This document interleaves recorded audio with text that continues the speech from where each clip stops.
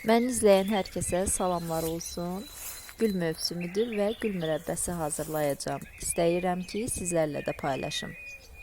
Qızlar, bizdə bağda gül olduğundan mən elə kolun üzərində gülləri qopardıb qayçılayıram. Ancaq burada sizə də göstərmək istəyirəm ki, yəni hansı hissəsini qayçı ilə kəsib atırıq ki, acılıq verməsin. Qızlar, uç hissələrini qopardıqdan sonra təxminən 200 qram qədər gül əldə etdim və başlayırıq bişirməyə.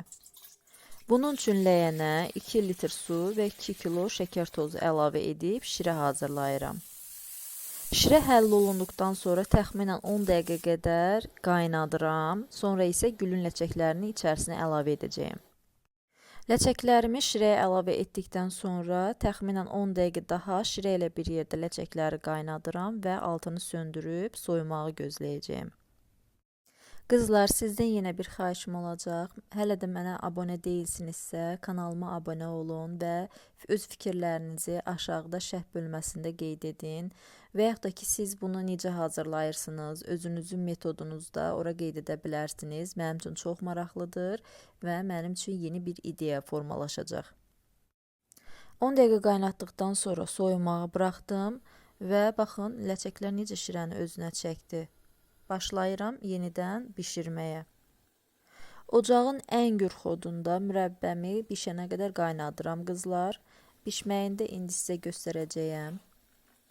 Bu proses təxminən məndə 15 dəqiqə çəkdi. Ancaq hər kəsin ocağının dərəcəsi fərqli olduğundan uzun və ya qısa çəkə bilər. Bişib-bişməməyini yoxlamaq üçün şirədən biraz boşqaba əlavə etdim və barmağımla ortasından xətt çəkdim.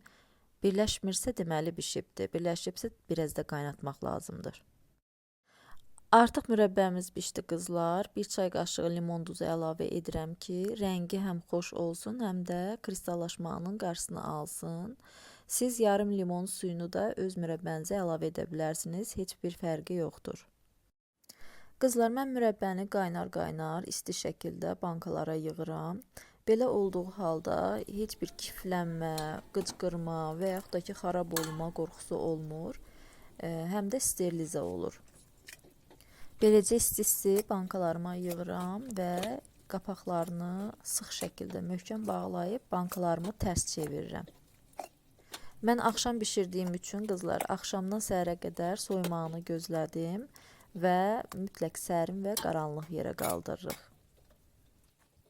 Rəngi, qoxusu çox gözəl alındı. Siz də hazırlayın. Həm xeyirlidir, həm dadlıdır. Baxın, qatılığı da çox gözəldir. Həmçinin rəngi də. Buraya qədər məni izləyən hər kəsə təşəkkürümü bildirirəm. Kanalımı izləmədə qalın. Yeni videolarımdan xəbərdar olmaq üçün abunə olun və gələn videolarda görüşənədək sağ olun.